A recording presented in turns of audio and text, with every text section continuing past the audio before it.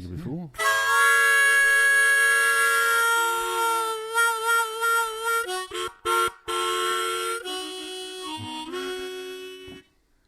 Welcome. Can't start out. It's a tradition now. Yeah, we can't start off without a bit of harmonica from Josh. Especially, I'm amazed there is no end to your skills, Josh. Oh, man. Welcome to another episode of Ugly Dudes Talkin Dogs. Big Kahuna, how are you? I'm going well. We going well? Ladies and gentlemen, we have a very, very special guest today. Mr. Alex Krstic, a.k.a. Serbian Santa, a.k.a. Sambarman himself. Thank you very much. There's no need for the build-up. No, thank you very much for the invitation to attend today, fellas. I appreciate it. No, thank you for coming. It's been a long time coming. We've had to pull on your arm repeatedly to get you here, but you're here now. I am indeed, and I'm looking forward to a good opportunity to shoot the breeze with other dog men. Yep. Absolutely, Well, yeah. we can't wait, and I'll tell you what. Why should we wait? Let's just crack straight in. Let's not wait. Let's not wait. Right. All right, you're back for another week of it. Strap yourselves in.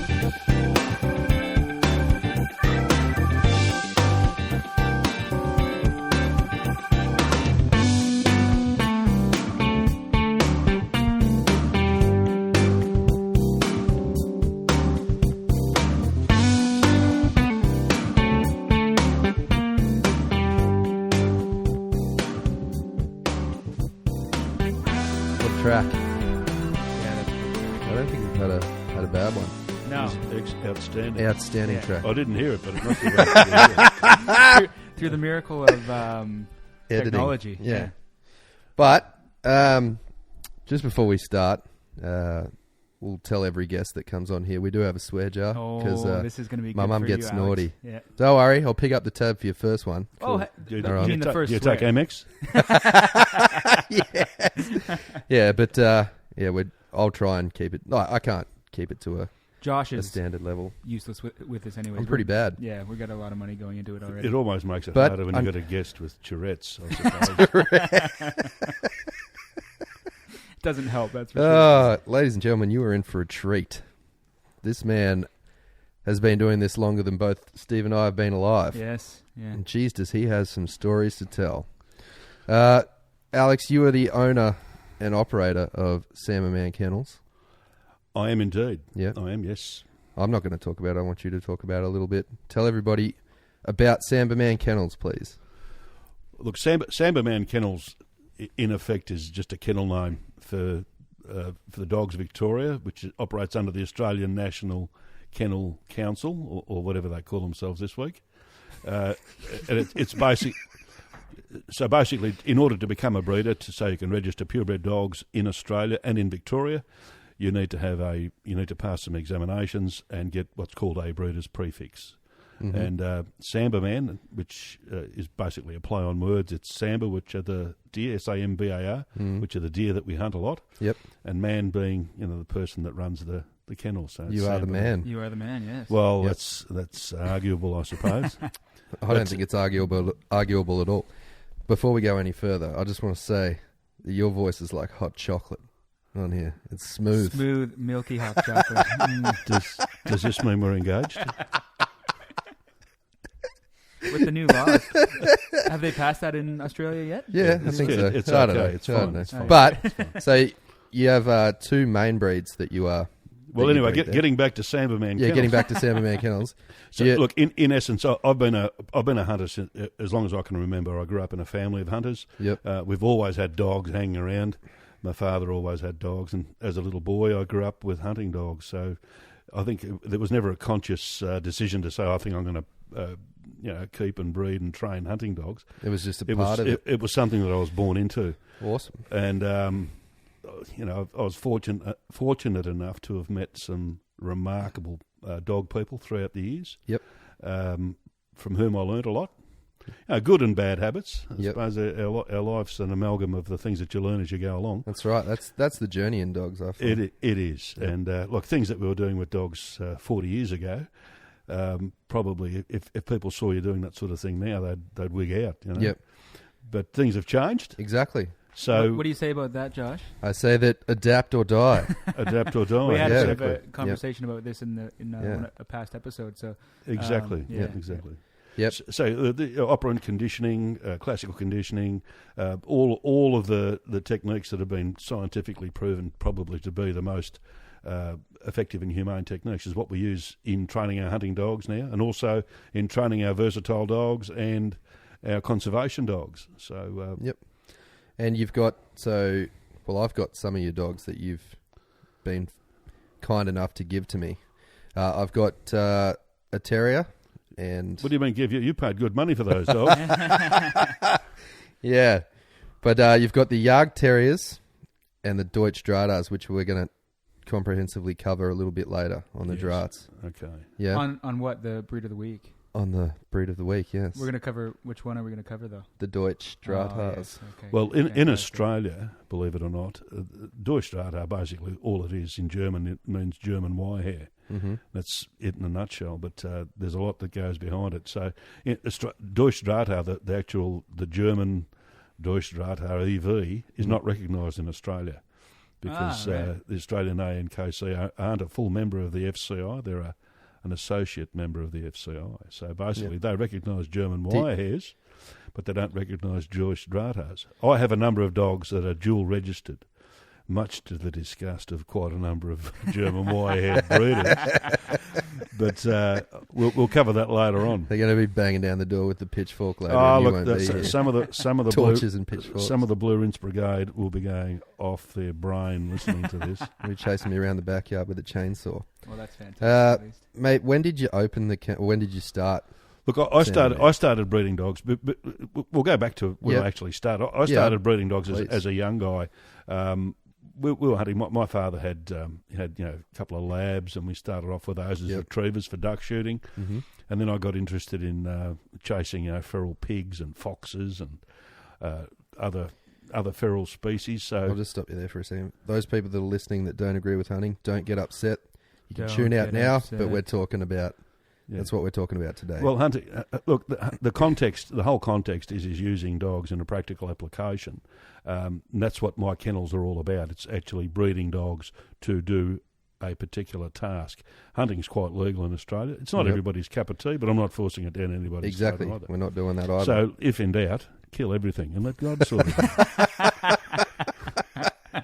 There's your opportunity for a little bit of editing Oh, there, Josh. fantastic! No, that's great. We're going to keep that right in there. Yep. So, in essence, I started just with a couple of little whippets when I was a young fella. Whippet good. Whippets were good. One was called Devo, as a matter of fact, and he was a ripper dog. And there was another dog called Spike. He was a great little dog. And I hunted everything from rabbits to feral pigs with those dogs. And With whippets. I can show you photographs of whippets catching and holding feral pigs. Sweet Wow. Gideon's Bible. And these are the real McCoy whippets. They're really good ones. Yep. But anyway, as things developed, we developed into more specific breeds and trendy breeds, I suppose. And as I moved through the dog world with some of the people I met, I adopted a few breeds, ranging everything from English bull terriers, whippets, greyhounds, hybrids of bull terriers and greyhounds. That's an interesting one. Yeah, they call them bully greys in the trade. You know, and they're basically what they are. Sounds like a old English gangster from the Yeah. Well, Bully grey. these things back in the day, they were purebred English bull terrier dog over a racing greyhound female. And, we had a That gets me rigid. there was a lot of AI action going on, and if you're into doggy porn, that's the sort of stuff that you like doing. You know? But basically, the hybrids, those hybrids are the first, or the F1 of that breeding, were remarkable dogs for catching and holding feral pigs, scrub cattle. This is back in the Scrub cattle. These are wild. Those things are massive. Wild cattle. Oh yeah, They're huge. And I'm talking early 70s here, so there wasn't a hell of a lot of rules. So you would around have back had in an those afro. You would have had at least days. an afro. Well, I had hair. Now I go to the barbers and they charge me for a search fee. It's disgraceful. Anyway, getting back to the dogs. We went to bully greyhounds, and I had those for years. And really, as a young guy, look, that really wasn't enough. I needed to go up to the next level for catching these scrub bulls and feral pigs, of which there was thousands around just in southern New South Wales back in those days. And eventually we went over to pit bull terriers, and we actually bought American pit bull terriers over from the US before it was trendy. Now everybody's doing it, But they're actually an illegal breed to bring into the country now. Yeah. Be that right or be it wrong. But as I've always said, blaming a breed for the sins of individuals probably isn't the way to go, and it's not supported by good science. So true. Yeah, that is. So anyway, we went through that. And as I became a more accomplished, I suppose, hunter, I got involved with scent hounds. Yeah. Pardon me, I'm going to cough. You're excused. I got involved with scent hounds, and I met some remarkable men back in those days that actually taught me a lot about scent hounds. People like Doug Mummery. He was an old retired policeman back in those. I was a young policeman back in those days, and Doug actually brought English foxhounds into Australia. He also brought in Rottweilers. He brought in Irish wolfhounds, Scottish deerhounds, and all sorts of other performance breeds. And he was actually the first guy that started the Victoria Police Dog Squad off using bloodhounds as scent dogs to track men. There you go. Yeah, right. So this guy was an absolute goldmine of information, and I regard him as my first mentor. Yep. He taught me more about dogs than all these other guys put together, really. So I would be your third or fourth mentor? Perhaps, yeah, perhaps. So somewhere in that area, yeah. But anyway, as I went through time, I sort of stuck with the hounds pretty well for the last close enough to 40 years. Yep. And I've still got hounds. As far as the specific hunting stuff was concerned, after I'd started doing a bit of professional stuff overseas, in particular in Europe, the couple of breeds kept popping up, and as far as being head and shoulders above the rest in the applications that I was interested in, and that was the Deutsch Drahthaar, which is the German wire-haired pointer, and the Deutsch Jagd Terrier, which is the German hunting terrier. Both have some similarities, but ultimately they're different, totally different breeds, and they're used in different applications, and they have their virtues and they certainly look and their shortcomings as well. Yeah. They're very different looking dogs. So totally. Yeah. One's a small sort of breed, and the other one is quite large, more like a German short-haired pointer. Yeah. Well, look, there is, and there's a lot of history. There's a lot of history with wire-hairs and Drahthaars, and with regards to the Germans, God love them. They're really good. They make fantastic rifles, fantastic cars, and they breed fantastic dogs. And their system of being uncompromising in breeding of top class dogs has resulted in these breeds. The rest of the world has gone to a hell of a lot of trouble to ruin them, but the Germans, God love them, are maintaining a high level of quality as far as the breeding is concerned through their testing regimes that they have with both breeds. The Germans test both the Drahts and the Jagd Terriers. Even over there, you can't breed dogs unless those dogs have passed a qualification. So do you believe they still have the best dogs today? They're still leading the way with breeding dogs?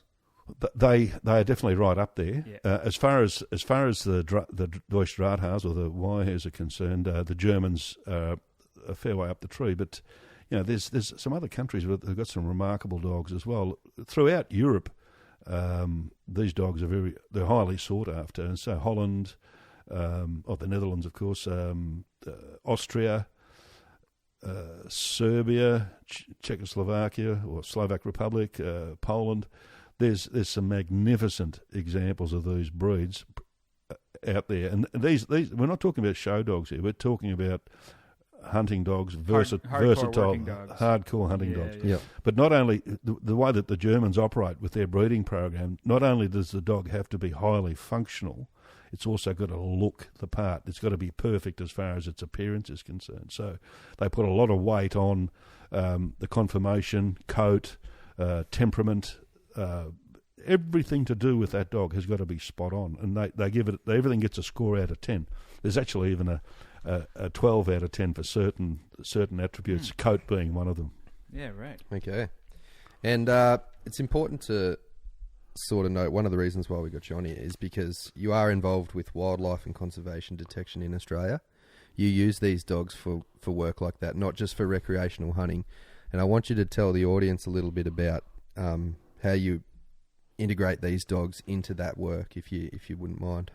Look, the thing is with both of these breeds, the inherent ability they have to have a high level of prey drive or drive, and a desire is in them, and through the German system of breeding and testing, genetics is very, very important. So the dogs need to have that high prey drive. They need to have that desire to work, which in turn makes them fairly easy to train.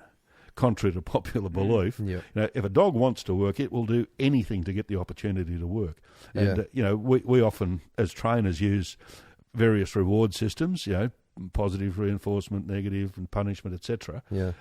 With these dogs, it's not hard to find what really pushes their buttons and what the most important thing in the world is for them. As a trainer, once you know what the most important thing is for a dog, that's where his training gets easy after that. That's where it is your opportunity to get the best out of that dog, or as much as you can out of that particular dog for the work that is intended. Mm-hmm. Absolutely. It's far easier to it's much easier, of course. Tame the tiger than push the turtle. No, well, it's not actually. I would far rather tame a tiger than push a turtle. Yeah. So if I've got a dog with a very, very high drive, I would far rather try to manage that drive than try to get drive out of a dog that hasn't got any. Absolutely. Or there's had it bred out of them for whatever reason, That's what nightmares are made of. Well, look, that's the challenge. As trainers and handlers, these are the sort of things we come across dogs every day. Yep. We identify dogs that are fantastic examples of their breed and that are really good at their stuff. And other dogs of the same breed, you look at them and you say, well, that dog's not quite where I'd like it to be. And then you find out why. And it's usually it's a trial and error process. Not all of them make it. Yep. But as far as the conservation work is concerned, those natural hunting abilities and drives that the breeds that I have exhibit are the sort of things that we need to use or need to sort of, I suppose, mould in order to get the best results as far as that conservation work is concerned. So to find cryptic native species that would not normally be capable of being found using naked eye or other techniques, a dog's nose is damn hard to beat. And these dogs will find and indicate those species. Things like phascogales, certain species of frogs, certain species of snake. These are native protected wildlife.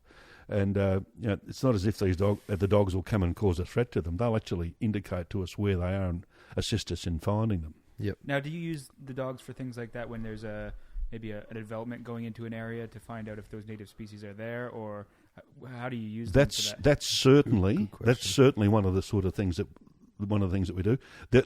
Whenever there's a development these days, or they're going to put in a housing estate or a road or a railway line or something like that, there has to be some sort of environmental study done, and they employ environmentalists and ecologists to carry out that work. A very good tool for that person's toolbox is a person with dogs that are trained in locating and identifying the species that are there. Yep. There's no other system that's as effective as using a dog for that sort of work. We have camera traps, we have drones, we have sand traps, we have glue boards, we have all sorts of stuff, but the dog is a long way up the list as far as and they can certainly move an a lot efficacious quicker system is concerned. And they can move quicker than any of those other sort of methods as well. Of course. We put a GPS tracker on the dog, and we know exactly where that dog's gone, what it's done, where it's indicated, and we can then superimpose that onto a map, and we can demonstrate to a very high standard exactly who, what, when, where, and how. Yeah, that's very cool. And it's very difficult to do that in any other way. And the dogs have got a very good work ethic. Now, They love the work. Mm-hmm. There's no doubt they love the work. Try flying a drone through a forest, to spot an animal. I don't think you're going to get you go through a few drones yeah. and a few dollars to go with it. Yeah. But spotting animals is fine. That's one thing. But also, locating scats, locating carcasses, and that's on the conservation side of things. But there's also people are using dogs to find invasive weed species and invertebrates, things like red-eared slider turtles. Also known as redneck banjo turtles. Redneck banjo turtles, yeah. And there's all sorts of other things that the dogs are used for. But we also use, on the other side of the ledger, we also use the dogs for locating and identifying introduced vertebrate pests, things like, people for some silly reason want to bring in exotic species into Australia. Yep. We've had things like pit vipers and anacondas and monkeys and all sorts of stuff that people have brought in, where we've been asked to react to, trying to find these things, and the dogs are just fantastic for doing that sort of thing. Yep, second to none. We mount cameras on the dogs. We put GPSs on the dogs for identifying natal dens for foxes or looking for rabbits in areas where they're causing problems. You and I found a fox den in Blackburn a few weeks ago. We did in in that park where all the walkers are. Yeah. Yep. Well, foxes have adapted very, very well to living in close proximity to humans. Yep. And without dogs, it would be near impossible to locate these natal dens. And the use of the dogs has just created an ability for us to be able to find these species that would normally not be found. Exactly. I often talk to people and they like, I'll tell them the stat, and I'm pretty sure the stat is every square kilometre in Melbourne or the surrounding suburbs of Melbourne that there is a fox or a family of foxes per square kilometre.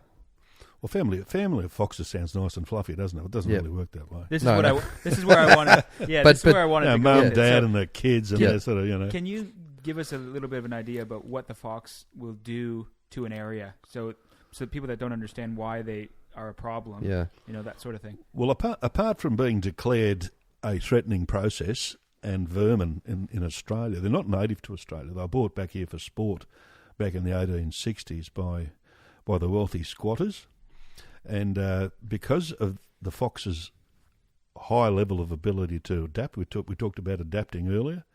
Foxes are a master at adaptation, and that's what's made them so effective, or such an effective predator in Australia, and has turned them into such a threat in Australia. Most of the species in Australia, or all of the native species in Australia, did not evolve with foxes. So as far as evolution is concerned, our native species aren't prepared psychologically and physically to counter predation by foxes and cats and wild canines. Yeah. So the fox's ability to be able to live in very close proximity to humans has made it capable of causing a lot of trouble as far as predating on not only native wildlife like possums, mountain pygmy possums, phascogales, ringtail possums, common brush-tail possums, any arboreal species sooner or later come down to the ground, and foxes, they flatten them very, very quickly. We've got footage of foxes eating mountain pygmy possums up in the heath areas of the alpine resorts. Yeah. And not only mountain pygmy possums, but broad-toothed rats and antechinus and things like that. We've got footage of foxes eating people's pets in Melbourne, Melbourne metro area. Yeah. So, oftentimes, the pet rabbit or the pet chicken or the pet guinea pig or the pet small dog or the pet cat certainly will disappear. I know I've spoken to a lot of people who their chickens have been killed if they leave the coops open overnight. All of their chickens are dead the next day. That sort of stuff. Well, invariably, you see them running around Glen Iris at night time. If you keep they're the higher class foxes, of course. They're not like the scummier foxes that are sort of out in the outer suburbs. Well, we won't mention what suburbs, but we do a lot for local councils and for other government organisations with regards to dealing with overabundant foxes in areas where they couldn't normally be handled using other techniques. So you can't drive around Glen Iris, for instance, with a shotgun shooting foxes. you'd probably attract a lot of attention to yourself. As much as we'd like to, you're not allowed to do it. But the dogs finding the natal dens, the dens are dealt with humanely. The foxes are removed and humanely destroyed. I know it sounds unpleasant, but to allow foxes to breed unchecked, especially in build-up areas, would create a significant environmental issue. Absolutely, or a worse environmental issue that's already out there. And people as well don't understand the proportion of the cat plague either, like the feral cat plague. I like your terminology, cat plague. Look, there probably isn't a plague of cats here, but there are a significant number of cats, both domestic cats, ordinary tittles that lives in the house in the backyard, little tittles, and the not so little tittleses that hang around the edges of suburbia that aren't really they don't fall within the criteria of being feral cats. These are wild cats, but they interact with domestic cats and they breed with them. They carry all the diseases that we don't want. And then you've got the feral cats, the ones that are out in the bush, and we see those quite a lot through work, and they are a major threat to the biodiversity of Australia. That's why in very recent times they've actually been declared as a major threat, and that's why they can be destroyed as you would a fox or a wild dog or rabbits and things like that, because they're that severe a threat. So when they change the threat level, it changes the rules of what you're able to do in regards to that species. It does to some degree, with regards to how even vermin species can be dealt with. There are parameters. There's animal welfare issues that need to be looked at, and no matter what animal it is, it deserves to be dealt with in a humane way. Absolutely. So the rules with regards to the destruction of cats, foxes, wild dogs, rabbits, even rats and mice are set out in the Prevention of Cruelty to Animals Act and other legislation, and that needs to be adhered to. Awesome. Thanks for shedding some light on that. I'm here to shed light for you, buddy. Now, mate, you are sitting on the committee currently of the Australasian Conservation Dog Network. I am. Yep. I started with them early days, and I'm very, very pleased to be on that network. There are people from all over the place on there. Yep. A lot of academics, a few commercial people like myself, and people that genuinely have an interest in using dogs to do conservation work and protect the biodiversity of our country. Yeah.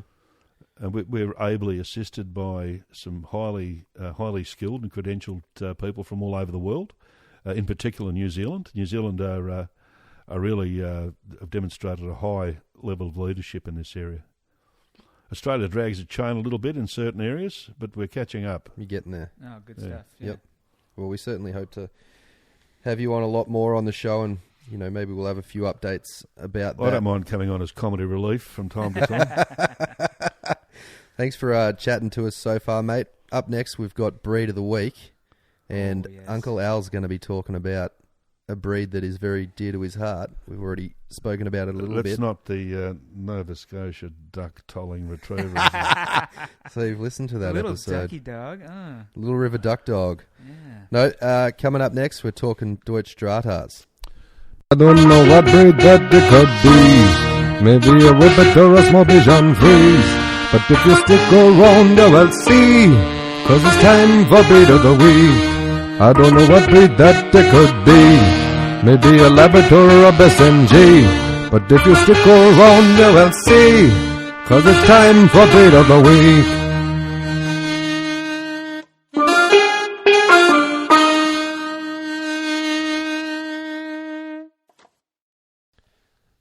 What'd you think of that? Absolutely outstanding. We really do got to give Shaggy another. Give Shaggy another plug. Can you turn me up a little bit? Yeah, of course I can. Hang on. Turn him up. Without blowing me out of my Julius Marlowe's here. Who's Shaggy?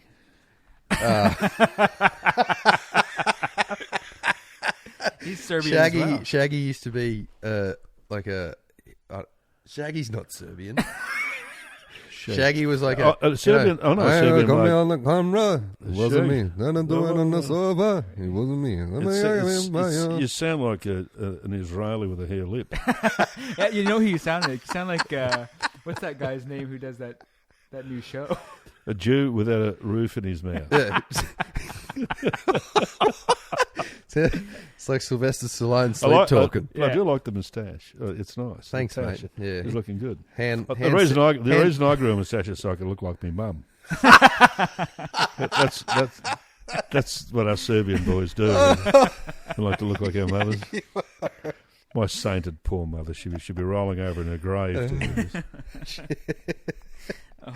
Anyways, this is Breed of the Week, and we're fortunate enough to have the godfather of Deutsch Drahthaars here sitting on the couch next to us. He's going to tell us all about him, and I can't wait. Thank you very much for the opportunity to discuss this magnificent breed. Look, I've been fortunate enough to be involved with the breed for several years now. I was first exposed to the Deutsch Drahthaar when I went to Serbia. I'm Serbian background, as you probably realise. Do you hear the national? You can the tell. national anthems. The Serbian national anthem. You can tell by my boyish good looks. But look, the Serbs, as poor as most of them are, yep. Money wise, they have some absolutely magnificent dogs that they've acquired or accumulated over the years, and there's some of the best bloodlines in Europe, or best bloodlines in the world, can be found in Serbia and a lot of the surrounding countries. They compete with some of the best in the world in Germany and Austria and in the Netherlands. The breed, I'm interested a lot in hunting cervids or deer all over the world, and also European wild boar and species like that. So when I was over there, I had the opportunity of hunting most of those species, and the Drahts or the Drahthaars, which are also known as German wirehares or German wire-haired pointers, are a very popular breed over there.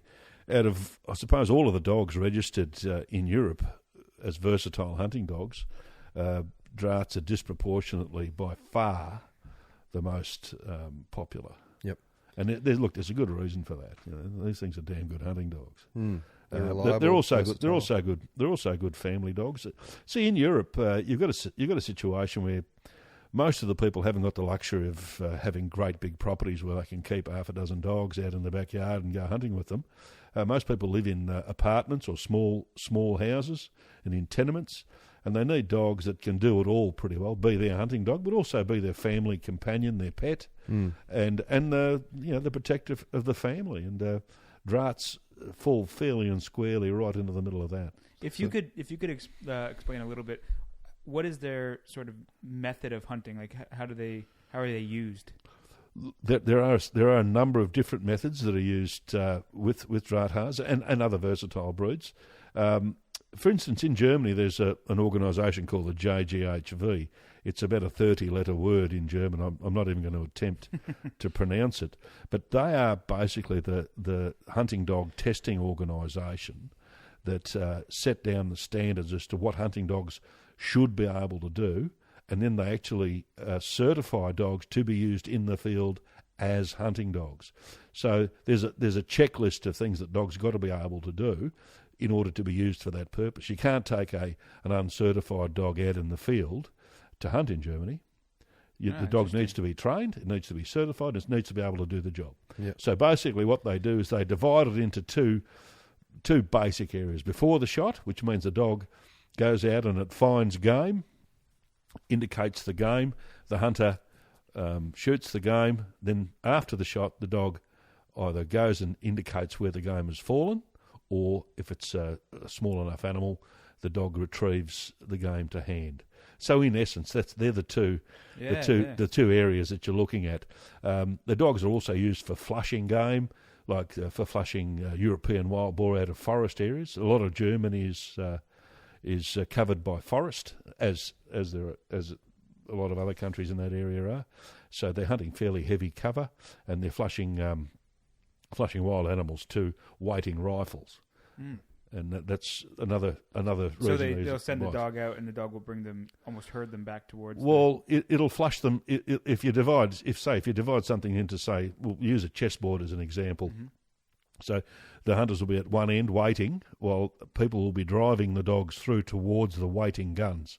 So basically, the dogs will be finding and flushing the game. The game will all generally run away from the dogs. Yes. Which will be towards the waiting rifles, and hunters are strategically placed in areas where they know the game is going to cross, and they shoot the animals as they're being flushed by the dogs. Yep, that's one technique. But there's other techniques. There's still hunting techniques where the hunter actually goes into the field with the dog.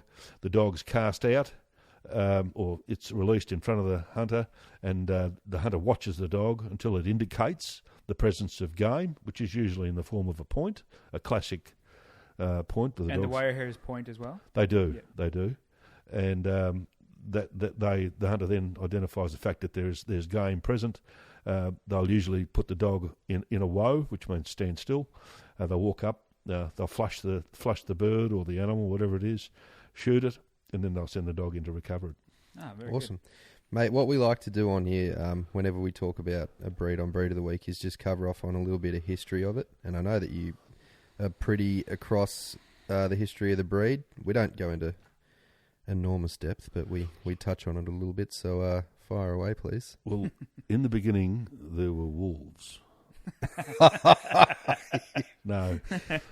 Basically what happened, back at the turn of last century, the Germans decided, or around that time, the Germans decided that they wanted to have a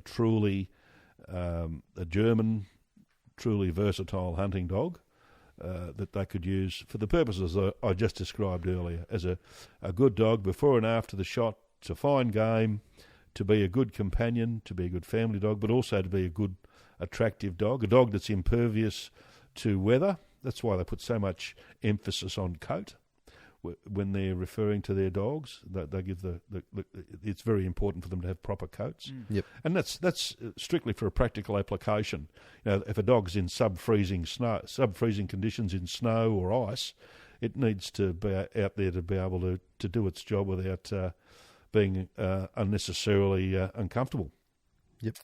So they went about the Verein Deutsche Drahthaar organisation, the VDD, as they call themselves. And these are the registry in Berlin, in Germany. Pardon me. Your excuse. They are the VDD in Germany are the only registry that they recognise as far as the Deutsche Drahthaar breed is concerned. They do not recognise any other German wire-haired pointer in the world. Okay. And that's what's put them, I suppose, out of sync with a lot of the other FCI breeders. I actually admire their grit in that, because basically they're the guys that set the breed up. They set the standards, and the criteria they set was pretty straightforward. Breed a very, very good hunting dog that has all of these attributes, that fits the bill.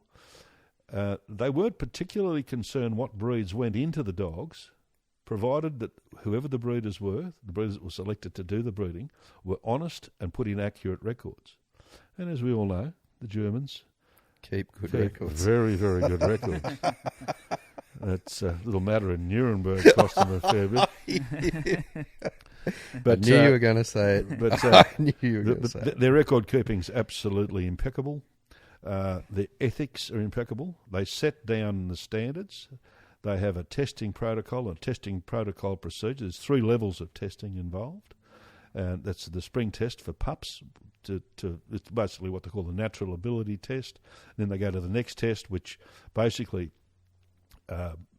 identifies whether the dog is going to be suitable as broodstock, as a breeding dog down the road. So once it's gone through its puppy test, its natural ability test, then they actually go to the hunting ability test. So there are another set of standards or a set of criteria that the dogs are tested against. And they're very, very strict. They've got their own breed wardens. They've got, as I said, a very, very good record-keeping system. All of the dogs are subject to a detailed pedigree, what the Germans call an Ardentafel. the Ahnentafel is a green document. It's every Deutschdrahthaar in the world that's bred has got one of these, and everything that dog does, every test that it passes, that is included on that dog's pedigree. Okay, yeah. So there's no smoke and mirrors or hand is quicker than the eye stuff.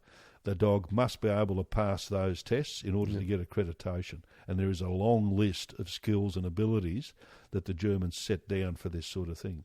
Sorry, mate, you go. No, so if you buy one of those dogs from them and you bring it here and you breed with it, it's now a German Wirehair pointer. Well, unless you have got a dog that's been certified for breeding, they will not recognise that dog. Yes. You can breed it till the cows come home. Yeah. You can call it whatever you like, but the Germans do not recognise it unless it is bred in accordance with their system. Okay. Now, interesting. exactly. So the people that breed ordinary wirehead pointers throughout the world, they call them Deutschdrahthaars and they call them all sorts of things, but these are untested dogs. Their ancestry goes back to German wirehairs. But the breeding criteria, as far as the Germans are concerned, isn't fulfilled with the wirehair breeds, in that they didn't pass the German tests. Right. Mm. So that's their way of controlling what's going on. So if there's any heritable diseases, if there's any genetic issues, they can identify those issues and they can actually ban a dog from being used to breed with. Unless a dog's certified for breeding, they will not recognise any progeny of that dog. Ah. Well, it's a good standard to It's an extremely high standard. Yeah. Extremely high standard, and they dig their heels in. There's VDD clubs throughout the world, but there is only one registry, and that registry is in Germany. Okay, right. Now that makes a bit of sense, yeah. Mm-hmm. Got it. Jeez, imagine if it was like that in Australia. There would be no dogs. There would be no dogs. Well, look, to be quite honest with you, and at the risk of sounding arrogant, I suppose fire away, mate. I am. I suppose one of the biggest enemies performance dogs in Australia have got are the people that breed them. Yep. There's no test as far as temperament's concerned. There's no test as far as ability is concerned with a lot of these so-called performance breeds. If it's got a leg on each corner, a head at one end and the reproductive organs at the other, they use them for breeding with. They don't concern themselves too much with what that dog's supposed to do. They're supposed to be breeding for improving the breed. Yeah. That's a bit of a subjective question. What is improving the breed? Is it making it look nice and fluffy, or is it producing high performance quality dogs? But what's the point of fucking? Look, damn it, making you've got a credit card for your swear jar. I think that's the first one. That's your first one. That's amazing. I'm doing great, everyone. Look, there are a lot of. But what's the point of you've taken a great breed? We spoke about this the other day. I know we're not talking about the Great Dane right now, but the Great Dane used to be go look up pictures of Great Danes from the early 1900s and well, it's not. It's a not so Great Dane these days. No, but it looks like shit. People think it looks awesome, but it's fucking trash. Oh, and I don't care. And it's got health problems out the wazoo, and what they used to be. I love it when you talk techo. Yeah. See, look, you've got a situation. Sorry, Steve. Yeah, I think we're about to talk about the same thing. We have a situation where people want dogs, but they can't all have dogs that have that high performance capability. So they've mixed and matched and screwed with the dogs to get a dog that will fit into people's environments that also looks like something they when I recolonize the moon. Basically what you've got is people you're spot on. You look at the breed of, say, Jack Russell Terriers, for instance. When the first Jack Russell Terrier I saw in Australia was an absolute hunting machine. Mm. These things would hunt till they collapsed. Very similar to the Arc Terriers that I breed these days. Yep. These things came from England, from people that used them for digging foxes out of holes, killing rats, killing badgers, and these things were the real McCoy. You look at 99% of Jack Russell Terriers out there today, and they're watered down heel hounds and pets. Yeah. And sometimes they're too boisterous to be pets, but useless as working dogs. Yeah, so, exactly. Then now you've got a group of dogs that are useless for everything. So. Exactly right. In that, It's a paperweight. Yeah. when you've got it, and look, Jack Russell. Like if you look at TV shows like Frasier, that little Jack Russell dog that's made himself famous appearing on a TV show. But when people see dogs like that, their hearts melt, and they say, "I'd like a dog just like that." So effectively, unintentionally, they create a market for Jack Russell Terriers that lay around on couches and point their feet towards the sky. Which is not what they are supposed to be. Exactly. Look at things like German Shepherd dogs, for instance, a magnificent breed in its classic working. But that's working the same. scenario. You go back like 100 years and you look at it then, and you look at there's like 3 or 4 types of them now, and most people now wouldn't know what a proper German Shepherd looks like. No, well, they don't, and the reason is it's a classic situation where people breed them to appear to look like something with that roached back. That boils my piss. And the roached back and the very badly set up stifle on the back legs. That dog doesn't look healthy. And if you look at a dog that's properly set up with a good stifle, good strong back, well muscled, he's got a good gait. That dog's an operational dog. It can do what it's bred to do. You look at these other poor things; they're barely dragging themselves along the street. It's terrible. But anyway, look, getting back to drahts. Yeah, sorry, we got off on that. So when the Germans actually decided that they would go with this breed, there was a number of bloodlines that they identified as being the most desirable ones, and basically line-bred and inbred those lines over a long period of time to get them to breed true to type. So the Deutsch Drahthaars that you're seeing now, the ones that come from the performance breeds, they're the real McCoy. These things are as good a hunting dog as you will see anywhere on earth. Yep. I'm not saying that because I have drahts. I'm saying that don't take my word for it. If you go anywhere in the world, you go to the Hegerwald in Germany where they test all the hunting dogs and see which dogs are the most represented dogs. And but you're saying you picked these dogs because of that. Exactly. Yeah. So you have those dogs because they show those attributes. Exactly. I made it my business to find out which the best dogs were for what I wanted. I went overseas. I spent a lot of time, and I must add, I spent a lot of money getting around, introducing myself to people. Cold canvassing hunters and breeders, talking to them about their dogs. And these people, they're not going to part with their best stock just because I happen to be a bloke from Australia to come along and talk to them. You need to get your street creds with these people. Once they're satisfied that you're there for the right reasons, they'll start to talk to you. Then they'll recommend, which dogs would be best for what you're doing with the dogs. And they're very frank, the Germans. They don't beat around the bush. They'll tell it to you straight. If they think that you're full of shit, they'll tell you. If they think that you're not capable of I suppose, bringing out the best of the dogs, they'll tell you that too. The first thing I learned from the Germans was you need to be a person who understands dogs. You need to know how dogs think. You need to know how to train a dog. Because otherwise it doesn't matter what breed of dog or what quality dog that you purchase. You're not going to get the best out of that dog unless you know what you're doing with it. Yep, absolutely. And I think that goes across the board with any of the breeds. The good thing about drahts is they've got a very, very high prey drive. They desperately want to please you. They're really good pals, and which makes them very easy to train. So once you've bonded with that dog, they're not a hard dog to train. You don't need to be, dog trainer extraordinaire like yourself and Josh to be able to get the best out of that dog. All you need to understand a little bit about dog training, and basically have some goals that you want to set for yourself and for that dog, and then work through those goals to get and also get them for the job that they've been exactly bred for. That's right. Exactly. Don't get one because you want to have it as a house pet, and you're not going to be a hunter. Yeah. You're not going to do this or you're not going to do that. You want to get one if Be- you want to be use responsible. them for their, Yep. use Look, them for that there's a purpose. lot of breeders out there that say, "Oh, look, these dogs will make fantastic frisbee chasers and dances with dogs, It's not what pals there's- and stuff." Yeah. They're not bred for that purpose, even though they are very, very good frisbee chasers and they're good at dances with dogs. But I'll tell you what, they're Josh really knows good that at. already, They're 'cause he really, does they're really, really good at hunting, that. Yeah. and that's why I have them. And they're good nose dogs. I use them for work. I don't make any excuses. My dogs are working dogs. There is no room for dogs in my kennel that don't work. Yeah, I've got some retirees there that they're enjoying the twilights of their careers lying around.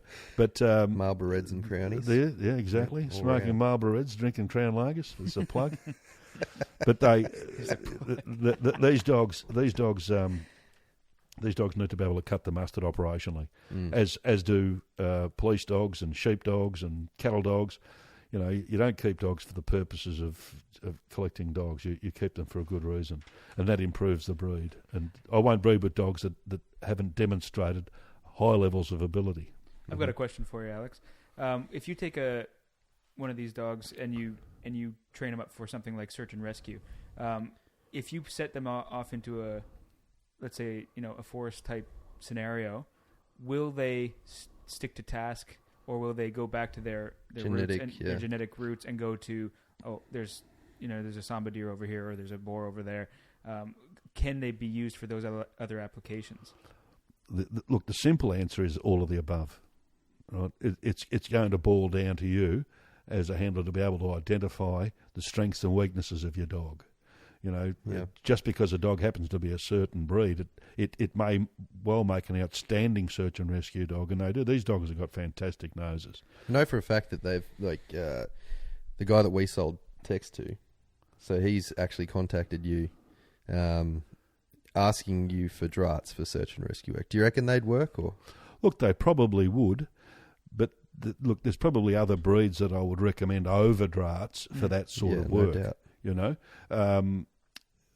You want something you can. If I need to train a dog's inbuilt, natural, innate desire out of it to achieve something else, what's the point? Sometimes that's, in my view, that's probably a little bit counterproductive. 100%. If I've got a dog that's bred for generations to do a certain job, why should I do something with that dog that's outside that parameter? Yep. And look, there's a lot of science that goes both ways.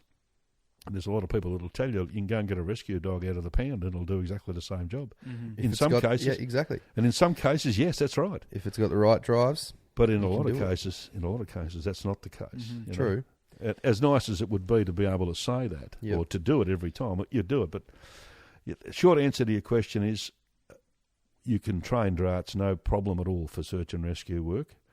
But as far as stopping it from doing what it was naturally bred to do, you would have to do some aversion training, specific aversion training to stop that dog doing those things that they want to do.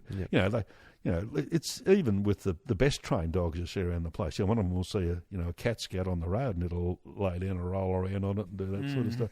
And this is a highly trained police dog.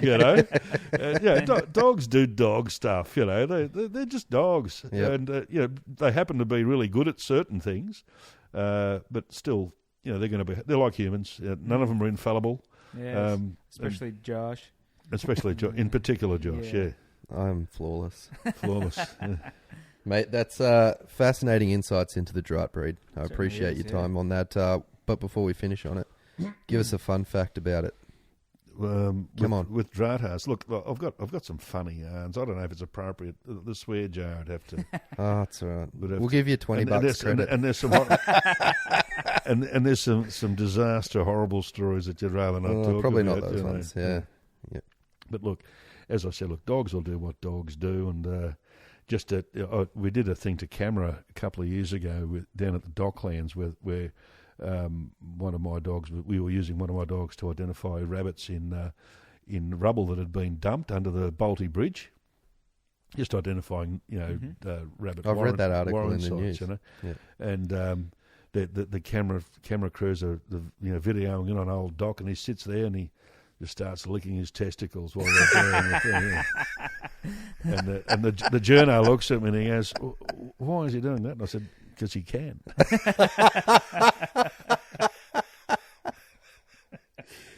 Not much of a fun fact, but a very funny story. Look, these dogs. Look, they're great fun dogs. Yeah. They're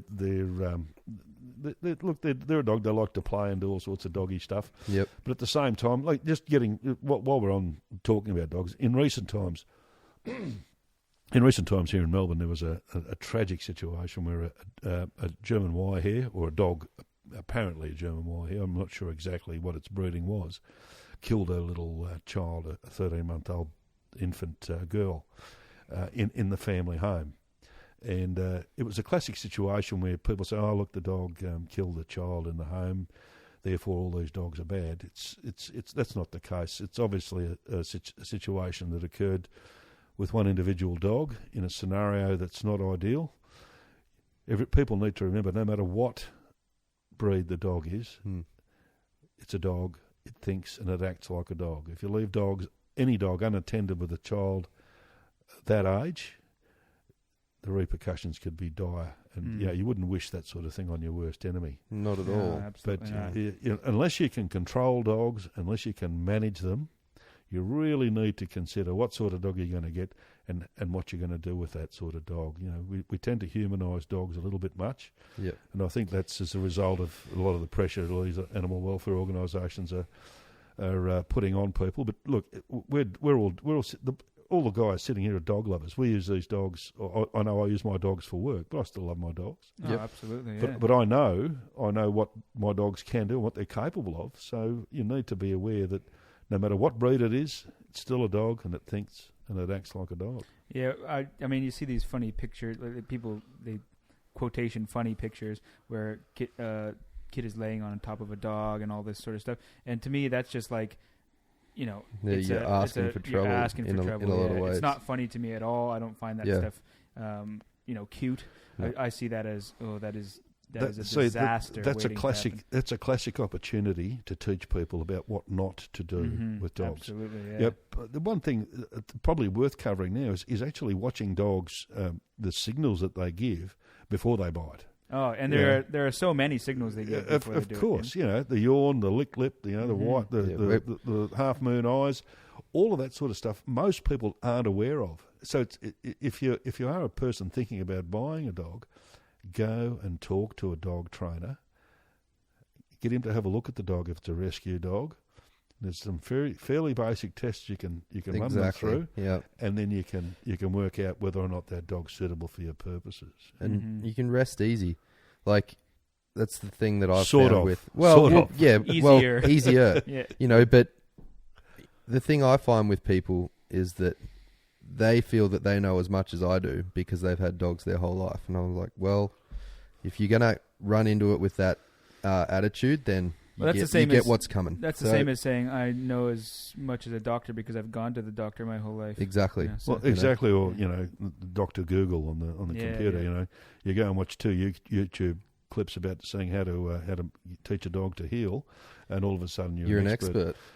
Look, I don't know a dog trainer, and I know a lot of dog trainers out there that will put their hand up and say that they are experts. Most of them short sell themselves and saying, "Oh, look, I'm still a learner." There's a lot going on out there that we need to learn. Still, we're all learners, and we all learn from each other. And it's very important that we have forums like this to talk about stuff and learn from each other. I agree. Yes. Thanks heaps, mate. It's been awesome. Are you going to hang around for Big Kahuna's mailbag? I think I will. Oh, well, stand by. I'll just get the sack, everyone. Oh, get the sack out. Oh, where is it? There it is. It's question time for Big Kahuna. Like why does little Fluffy always shit on my doona?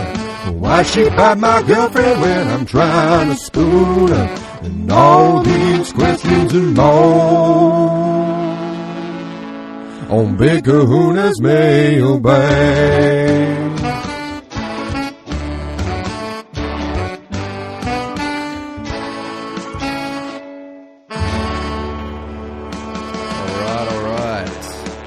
What'd you think of that jingle, Uncle Al? Absolutely outstanding. Yeah. It's ridiculous every time I hear it. It's just ridiculous. Makes me feel good. I like it. Hang on. That's what counts. That's what counts. Let me just get what I need to get for this mail bag session with The real the question kahuna. is, who's going to get a meat tray? That's the real question. No, I think. told you that we're giving away a yacht this week A yacht. Yep. Ooh. from our friends at Dandenong Yachts. Oh, Dandenong Yachts. Dandenong Yachts. I must have driven past it without seeing it. Nobody has yachts in Dandenong. All right. You ready? They Hang have on, a let car me. stealing school there. I'm reaching into. Carjacking. Dandenong carjackers. Sounds like they're. Is that the I name of their apologise local profusely to the local residents of football team? Dandenong. Yeah. I'm gonna have to. Can you make me a bit louder? I can't hear myself. All I right. can't hear myself think. Oh, no. That's probably because I'm not thinking. All right. Can you hear yourself now? I can. Oh, All right, cool. all right. All right. I'm gonna reach into the bag here Get into it there. Oh, yeah. and just get elbow deep in there. All right. What have we got? Big Kahuna. How did you get the nickname Big Kahuna? Do you have family in Hawaii or are you a keen surfer? Rachel from Gungahlin in the ACT. Actually, I am none of those things. And I got my nickname from... It's a great question, by the way, because Yeah. I don't even know where I got my nickname from. Josh decided that I'm Big Kahuna for no particular reason. No, And- there was a reason. Well, he's not told it. I've always wanted a friend from Hawaii. You were the closest thing to that person. You sort of sound I've you're been there a And- couple of yeah. times. And there was that time that you lifted that ice cream truck that had fell on its side on an old lady, and I watched you lift it off, and you screamed Kahuna as loud as you could. That is so cool. Yeah. I thought it was from the big Kahuna out of Pulp Fiction, Oh. where he talks about the Kahuna burger before he shoots that guy in that house. Yeah. Maybe. Or is that the Royale with cheese? Royale with cheese. Yeah. No, Is it the big Kahuna burger? No, I think it's when they go there to execute those drug dealers in that house, and after they finish shooting everyone, the guy comes out of the room and shoots at them and misses them, Yeah. and that's when the black guy finds Jesus and stops being a hitman. That's right. Yeah, Yeah, I so- remember that. It's a hilarious. Right. So Rachel from Gungahlin in the ACT, Pulp Fiction has a lot to do with Big Kahuna's nickname. Unknowingly. There's a lot of fiction here. Thanks for writing in.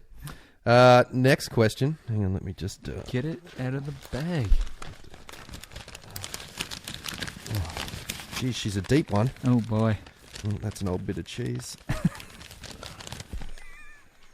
That's not That's a cat shit. charming. All right. Big Kahuna. Mm. Can you ask Josh why he always leaves his dirty clothes in the washing machine and never turns it on? Hannah from unknown location. Thanks, Han. Hannah, you silly girl. That's my partner, everyone. She's Yeah. all right. Next one. Big Kahuna. Oh, this is a serious one. No, hang on, you've brushed past that one too quick. Yeah. No, it's just Hannah being Hannah. Tell us a bit about Hannah and Yeah. how come she got such bad eyes that she's your partner. Yeah, certainly. Nothing a good optometrist wouldn't fix. Yeah, she keeps telling me she wants to go to the optometrist, but I'm like, no, you're not allowed. Oh, the No, car's that's broken it. today. Yeah. Yeah. No, OPS very, very good advice.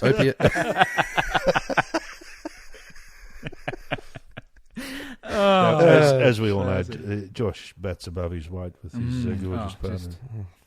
Thanks, Al. I'm sure she'll love it. Anyways, Big Kahuna. Yes.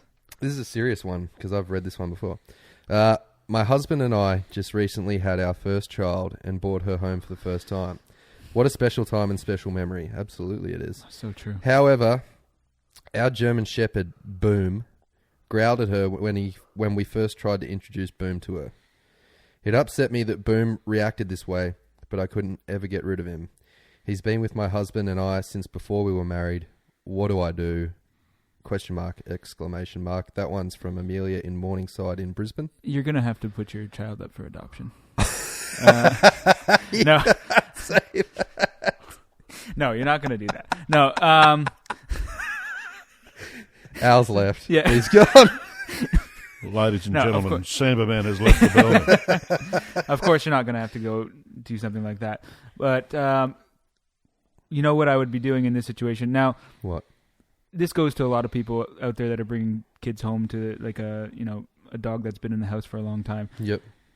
Get a trainer in before you bring your new baby home, because there are lots of things you can do to introduce a dog before the baby even arrives. Yeah, and this isn't one of those things that you just wing. no, it's really not. I mean, it can go south really quickly, and then as soon as you have that first bad impression, then it's a lot harder to get the dog to be okay with that, with the baby after that.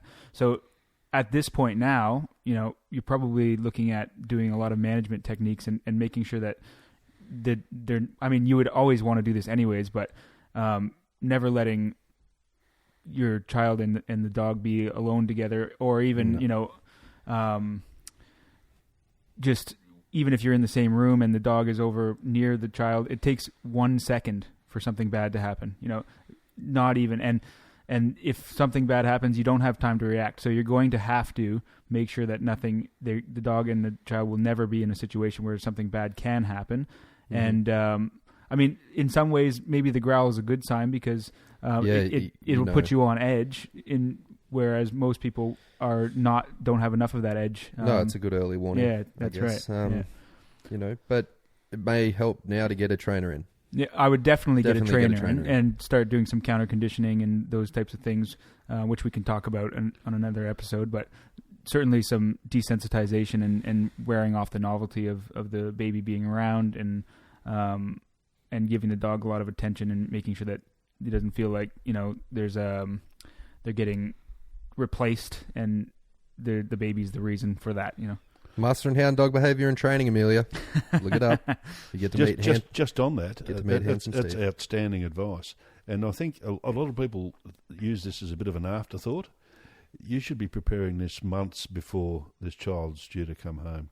Even, when you set up the baby's room, identify the parameters where that dog can go, where it can't go, and all of that sort Absolutely, of stuff. Yes. Awesome. Even things like, I had a couple of clients that did this. They got me in to do some training with their staffy before the baby came home, and one of the things that we did was we actually just went on YouTube and got crying baby sounds and just played extremely loud crying baby sounds and counter conditioned the dog to just the strange noises and things that they'll be hearing when the baby comes around.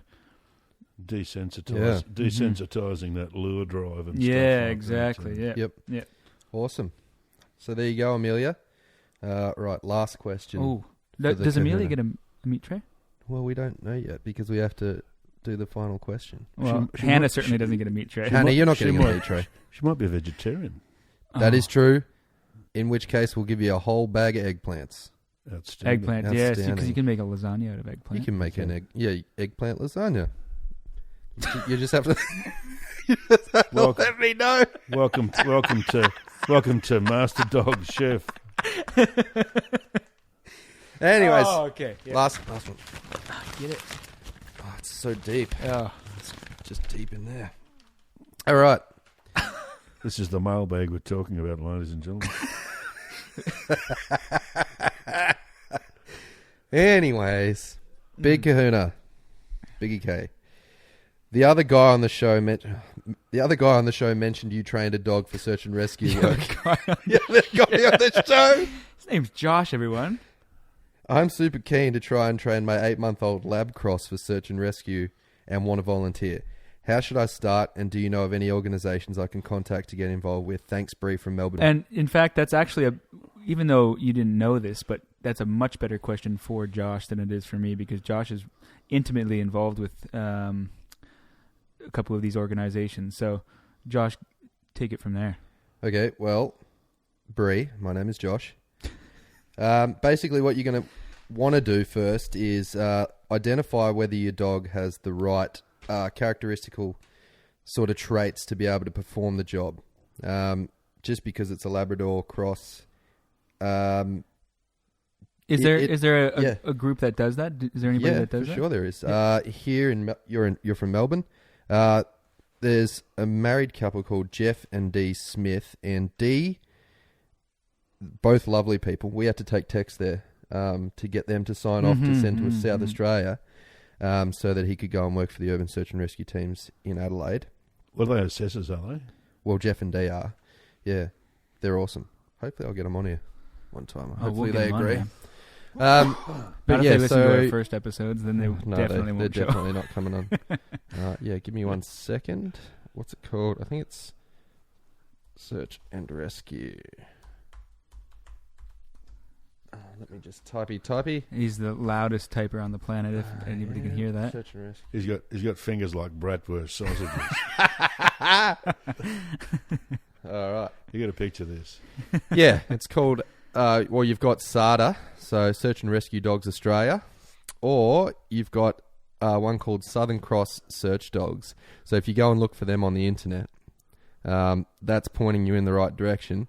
And if you go down, We'll put a couple of sneaky links up on the we will. webpage, We'll put it up on the webpage. But yeah, look, I'm not discounting your dog from the start, but like I can't make a comment on that because I don't know what your dog's like. If it's got a good amount of prey drive and it needs a mixture of prey drive, the desire for play, and a good sustained search motivation, which is a scientific term for it, or what I call hunt drive. Now, these people will be able to assess your dog and tell you whether or not you're going to be successful in your pursuits with that dog, or whether you might need to sort of cut your losses and reinvest your time and money into another one that is going to be suitable for the work. But if you're in Melbourne, Search and Rescue Dogs Australia or Southern Cross Search Dogs. It does sound like Breeze doesn't want to get a different dog. I think she wants to Absolutely. get her dog involved with this. I understand that. I think if you just want to get your dog doing something different, you can even do search games and things around your house and around when you go into parks. And things like that. We'll explain how you'd start foundation work for a search and rescue dog, or how I would do it, how Steve and I did it. So you identify something that the dog likes. I prefer not to use a food reward. If I have a particularly high prey driven dog that likes a game, sort of a tug of war or something like that, I will get the dog on a lead. I will handle it. I'll have a helper or another decoy, if whatever you want to call it. Razz the dog up. Get him excited. Get him excited. Show him the toy. That person runs away in an easy. So the dog sees that person run away, hides behind maybe a tree or something. This is the early stages. The dog goes, finds, gets to play the game. You're also going to want to develop an alert response or an indication, which for a lot of search and rescue dog teams and organisations, they prefer the bark. I know that some prefer the active dig. Well, certainly we taught Tex the bark is good for a search and rescue team because if you can't see the dog, dog's out of sight, you can sort of locate in on it. But yeah, so there's the foundation work. You can try this with your dog at home. You can do it in the house. So you probably need two people. But yeah, so running away, dog naturally will go and find that person, and then they get the reward straight away. Okay, and then you progressively make it harder and harder for the dog. So you might hide in a room, close the door, and the dog can smell you through the crack in the bottom of the door, and then they might scratch on the door. You open the door, give the dog the reward. You build it up. Everything is baby steps. Everything's baby steps. Don't jump any steps. Just keep working. You're going to need to get a trainer involved for sure if you want to get into that. Now, do any of these organizations that do the search and rescue stuff for volunteers, do they provide trainers? Or do you have to find someone separate? I'm pretty sure that when you go there, and if they deem you and your dog to be suitable candidates, then they'll take you on, and you can do all the training from there. That's it. As far as I know, that's how it works. They have trainers within the organisation. Yeah, with they have accredited trainers, I think. So there you go. So most of the people that work that do it and run the show are accredited trainers, and they just whatever that may be. That may be. Well, yeah, the accredited trainers. I never know what that means anymore. Not in Australia. That's why I ask. Yeah, yes. But yeah, hopefully that has answered your question a little bit, Bree. Yeah, with the police, they they have trainers internal, and I think they do a lot with these training organisations. They've got operational trainers that know, that are qualified as dog handlers, etc. Right. Some of them are dual qualified, and they can actually carry out both the training and handling role. Yep. Right. Yes. Yep.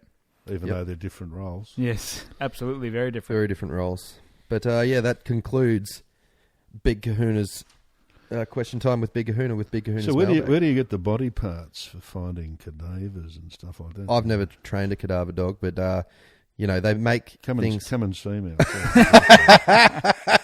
They actually make pseudo kits for that.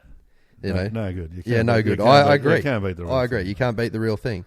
But there's actually a really interesting doco on ABC. It was. Did you hear what one said to the other? Oh, here we go. Let's go out the back.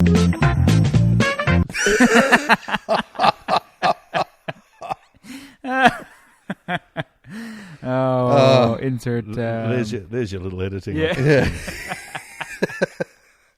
Just made my life infinitely harder. But fantastic. Answer your question about those stroke of a key, mate. about the cadaver stuff. So the New South Wales police are like a right on top of that, and they actually have I don't know what they call them, but farms where people donate their bodies after they die, and they put them through different. It's called a body farm. Body farm. There you go. I've been to one. Have you? Yes. Were you harvesting or? No, just watching.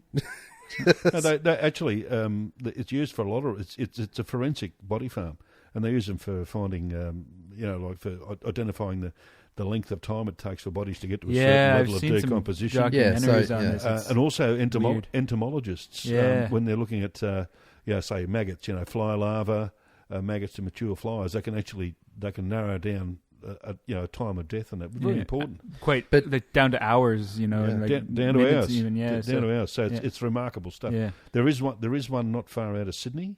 Yeah, and the only other one I'm aware of is there's one in, I think it's in California. No, it's in Oregon. In the US. Well, that one in Sydney. So ABC did a doco on it about a year and a half ago or something, and it was heavily involved, centered around New South Wales Police and their dogs that they use for cadaver. And Lady Cadaver. Lady Cadaver, yeah, Lady Cadaver. And so they take syringe samples from various stages of decomposition, and then they train the dogs on those odor profiles there. On those samples, on those samples. They suspend them in an inert fluid, or onto a bit of gauze or something. It's pretty good. You just got to get a school day. You just get a fresh one, and you keep training the dog. You just got to be week careful. After week, You just got to be careful what part of the fridge you keep them in. You don't want to mix. It up with your lunch, something like that. Before we go, you're the man behind Hounds Unlimited. I am, as a matter of fact. You get a free plug. Oh, Hounds Unlimited is also going to be a podcast, nowhere near as professional as this one. Well, you don't know that yet. But with the able assistance of the gentleman present, it's based on performance dogs and hunting dogs, and the theme of it is basically going to be on issues with hunting dogs, the various types of hunting dogs, and performance dogs out there, and nose dogs. So that's what we're going to concentrate on, and just shoot the breeze about hunting, and shoot the breeze about the various hunting breeds. Well, look, I can't wait. Well, it certainly sounds like you know a fair bit about all that stuff, so it'll be interesting for people to hear about it as well. Absolutely. What about we'll give you guys a plug too. Oh, fantastic. You can be 2 guests. No, well, we'll get a couple of guest speakers when we need some comedy relief. Yeah. What about your website, though?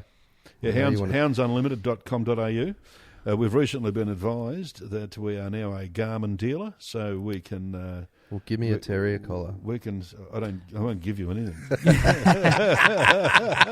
Now, so Garmin, you mean remote collars and GPS devices? Garmin, basically it's going to be GPS devices, training devices, e-collars, that sort of stuff. Also, dog medications, flea and worm treatments, all of that sort of stuff. Yeah, very good. Hunting dog collars, cannabis. ID collars, all of that. The stuff that you need as a hunter to have your dog properly kitted out tough foot, stuff like that. Things that that are dog welfare things to make sure your dog's feet are okay in an operational Those little context. boots?